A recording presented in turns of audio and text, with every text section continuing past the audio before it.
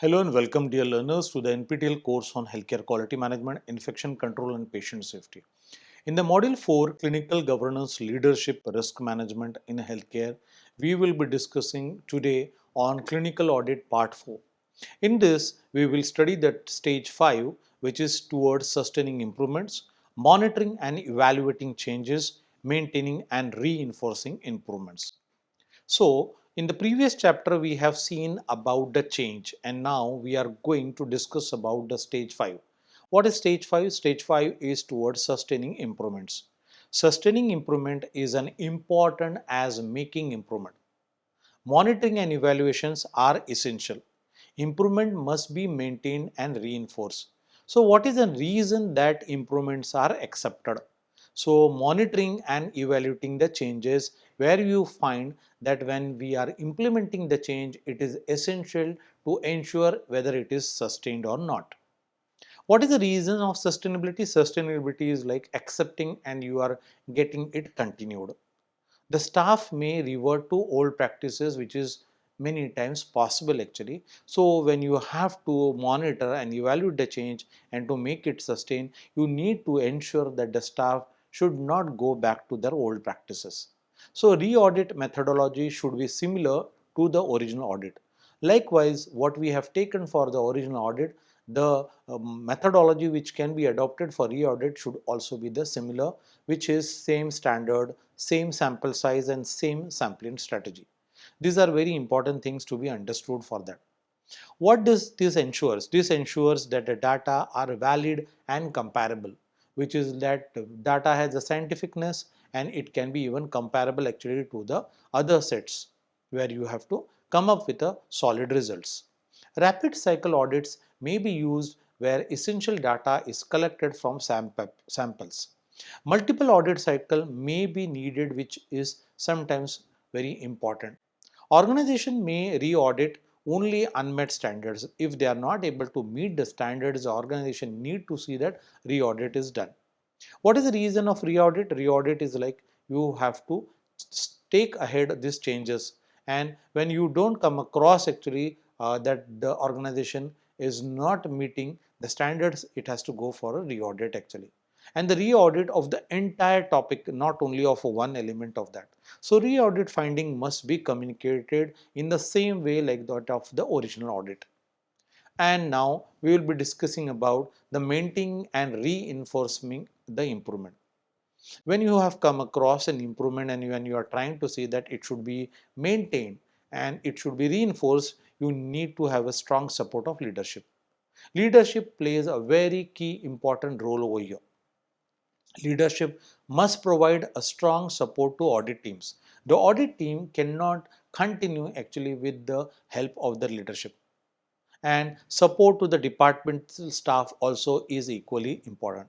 So there is a role, very important role of a leadership over here to make this audit cycle more live. Audit should be integrated into day-to-day functionings.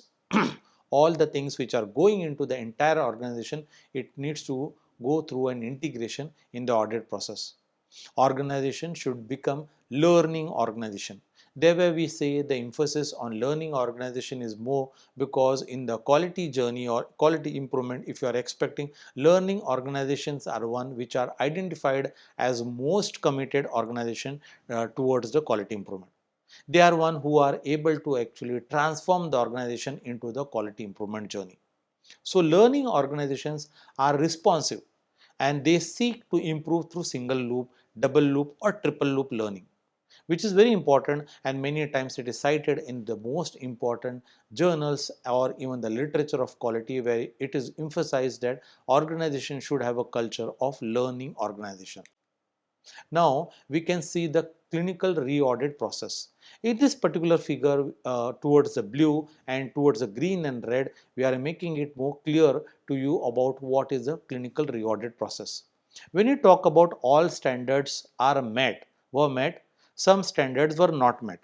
If some standards are not met, actually it will say that no, all standards were not met, and some standards were not met, and almost all standards were not met, and conclusion could not be reached that standards were clear or not. So these are the few findings that we come across in the first clinical process. When we say all standards were met, we will write for this part of audit cycle that all standards were met over here, and yes, repeat clinical audit process as at a later date to ensure this is maintained. Here in the very first row, you may find that all these three are connecting, and we may come across that maintenance is expected in this. Now, in the second part where we come across into this, that some standards were not met. What we need to do? We need to go ahead with some standards were not met, and yes, action has to be implemented. Some action is expected, and the action is expected that repeat the data collection. You have to go for repeating data collection only for those standards that are not met. So you need to be very clear over here to understand that only those standards were not met, for that only you need to go for the data collection, and you need to work on that, and you need to make a report, and finally you need to make like the first step, that is all standards were met. In this way you need to make it. Now for the third possibility, all or most standards were not met. Here there is a major chances that all or most standards were not met. You also have to take ahead the action that all and most standards were not met, and here I have flagged it in red that after the action has been implemented, repeat entire clinical audit process. Compared to the previous one where we have said only data collection for those standards. Okay, here you need to clearly understand that here we are only stating that repeat the data collection. Here the entire clinical audit is being taken, because when you have to make a changes, here you have to do an entire repeat entire clinical audit process, which is very important to know that only because of this we will be able to see that this we will turn up, and we will try to make that all standards will be met. Otherwise, it is very difficult for us actually to take ahead that if you are taking the data collection for few of those standards only, it is not possible, and you have to work for entire change it, and it is very important for organization to work in a very similar form. So clinical re-audit process is very important to take these changes, and you may find that major benefits come with this.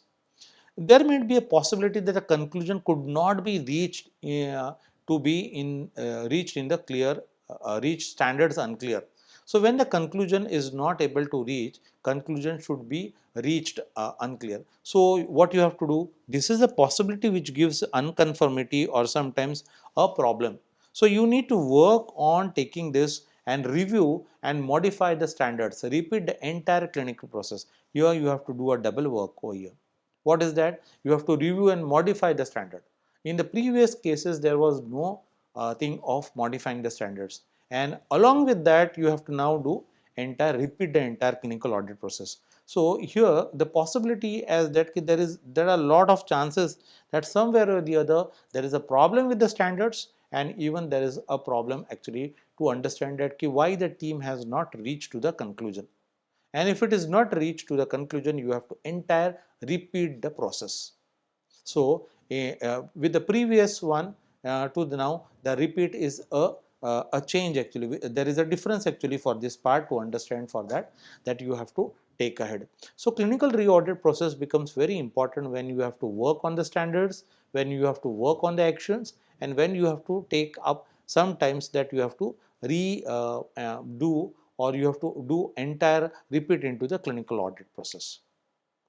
Now we will see the clinical audit example as a case study actually, that acute exacerbation of a COPD case and re-auditing process. Here I will try to explain you that how a clinical audit is started, what are the entire things which are done into the different steps in the standards, and when the standards are not met, what it needs to be done. This is a action plan which a quality team, audit team has to make, and it is being discussed with the leaders in the hospitals, the top authority, and even with every stakeholders who are very importantly participating into this audit journey. So at the very first, we can say that the clinical audit has started, and what is the topic they have taken? Acute exacerbation of COPD. What is the purpose? Improving the care of patients with acute exacerbation of COPD, that is chronic obstructive pulmonary disorder. After the purpose is ensured, we need to identify what? Two objectives. Ideally, for every or topic, actually there should be a purpose and there minimum two objectives. There can be even four objectives also. The objective here is ensure appropriate investigation, that why the improvement of the care of the patient with acute exacerbation of COPD is there or not. And second is ensure appropriate treatment, which is very, very important. So two things are there. One is investigation, second is treatment. The data collection is done where consecutive sampling is being chosen and the period identified is of 3 months. What is the total sample taken? N is equal to 30, means 30 sample size is being taken. So sample is decided 30 3 months and consecutive sampling is decided. There comes standard 1 actually, where the chest X-ray within the 1 hour of arrival. The results are being seen as 90% is met. So here you are assured that 90% cases the chest X-ray within 1 hour of the arrival is done over here, and you may come across that it is giving you the result of 90%.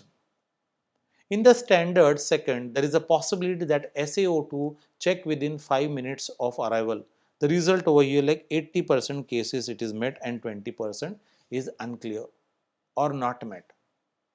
We may have a possibility of standard where beta antagonist nebulization within 15 minutes, exception its heart rate increase 140 or rhythmic disturbances. In this case, the result is being shown as 60. Now it is moving actually towards some level of major unclarity where the result is only 60%. On the next side, you may see the standard where steroids are given 40 milligram of oral prednisolone or equivalent is given within 1 hour. Here you may see the result is 100% met. So now in all the four instances where from the standards we have studied that where sometimes a result is met 90% to a particular thing of investigation, or even for checking of investigation for SaO2 is 80%, and then for the treatment part, appropriate treatment in terms of nebulization 60%, and even oral steroid which is given for 100%. So you have to go across for the standardization and then you have to study for the result part. What is the analysis? Now we will try to understand. The analysis will over here may come with a possibility of from all the four standards over that the analysis, some standards were not met, some standards were met. In case of X-ray, we will understand it is like 10% is one a lag. In case of SaO2, 20% is the lag, and for beta agonist nebulization, we may come as the 40% is the unmet. Where in the last it is completely that it is met, where you don't have to work on this part, you have to maintain it and you have to give a confirmation that is towards the sustainability. Where in these three cases, we have to work on the deficiencies that we have seen. What is the action to be made over here? The action is very important. Action over here is like after action has been implemented, repeat the data collection. You have to work on the part because it's a live part and you have to continue with the system. And when the action has been implemented, you have to again go and do a data collection into this remaining 10%, here for the 20% and here for the 40%. Only for those standards that are not met. That is the reason I am saying here it is more under 10, now in the second case 20 and the other case that is 40. So what it will give, though it's a very short term plan, all the benefits that you are expecting, just like in the last case of 100% met actually, till you are meeting the results till 100%, you have to work for all the first three cases. And you will find that when you are meted or you are able to complete it, you will get the results. And then only you can say the end of re-audit plan. So that it is very important that whenever you are doing a re-audit or re-audit process, actually it needs to start over from the leftover part. And what the action is being taken, what was the analysis, what are the results, what are the standards, how was the data collection done, what was the sampling, how much of a month it was done, what were the objectives and what was the purpose. So all the things need to be revised actually, and you have to do the re-auditing which is planned.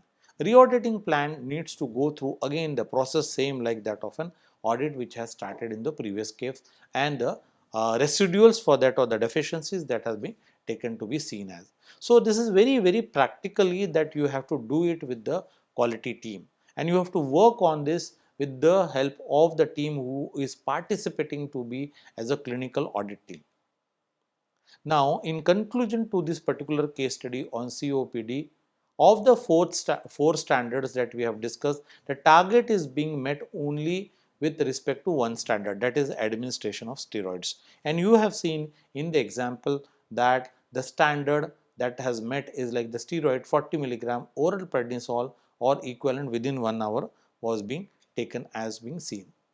So there is a huge gap of 40% with respect to administration of B2 agonist given within 15 minutes of the arrival. So there is 40% and somewhere it is 100%. So what is the action plan? We were expecting an action plan which is marked over here in the red, and the action plan is criterion 1, ensure that the X-ray test is done, sensitize all the staff including the PGs and all doctors about the need of X-ray test, which is very important. What is the second action plan in addition that we have to prepare? That is criteria 2 and criteria 3 which has to be made. Ask the staff to document the time whenever any entry is made into the medical record, which is very important, that when you have started, when you have completed it, because it is very important that whenever we are ensuring or checking or monitoring, time is very important. So ask the staff to document that how the treatment should be in aligned to the actions of the time and how it will really affect the patient's change in plan or the outcomes. So in conclusion to this particular section, we are stating that sustaining improvement is important as making improvement. So sustaining improvement is one which is our expectation, and it is very important as when we start with making improvement, because sustaining improvement focuses on maintaining, reinforcing and embedding change into routine practice, because this is a daily task and you have to go on more towards sustaining the improvement. It is not that only one chance or one stake or one incident that you are doing for this improvement.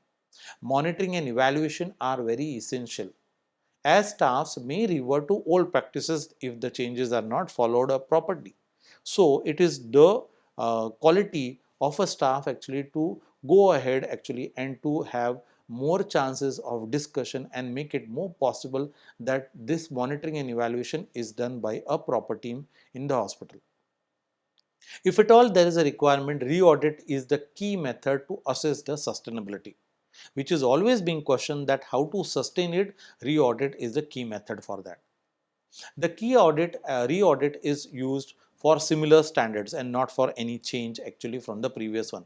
Sample size and methodology. You don't have to entirely change the thing, only you have to work on the remaining part. What is the reason of doing this? It is to ensure the valid and comparable results. Depending on the initial finding which was done into the first phase, and then again for the re-audit, the organization may re-audit selected standards. Or sometimes when you find that there is a great lapse actually or lack or deficiency, you can go with the entire re-audit cycle. Sometimes rapid cycle audits with small samples can be also done. The reason is that if you find a very residual or small lack, actually you can do a rapid cycle audit, which is also very clearly made by many organizations, and they get best results for this also. For entire doing all these things, you require a strong leadership support. Strong leadership support and integration of audit into day-to-day functioning are a critical actually. Critical but not challenging. Critical but not impossible. Why? Because if an organization is making a learning culture and the leadership supports actually, or a strong leadership supports, you may find the integration of this is being seen, that the audit is benefiting on day-to-day functioning. What is the entire benefit of this? The benefit of this is like a learning organization which is making a continuous quality improvement. And there where the leadership tries actually, or should try to make this, that it should give us a learning organization. Leadership with strong efforts, leadership with strong commitment always give a learning organization, and learning organization gives more benefits towards the continuous quality improvement. Continuous quality improvement is our purpose, and thereby we may find the quality champions or quality managers actually need to thrive, actually that they need to get a strong support from the leadership, and they should try to make the organization more towards a learning organization, and this learning organization will be committed towards the continuous quality improvement, and this way you can see the sustainability of the quality projects. So with this we come an end to this discussion of today's topic, and we will continue the discussion further ahead in this series, actually taking ahead the quality discussions, and these are the references for this chapter. Thank you.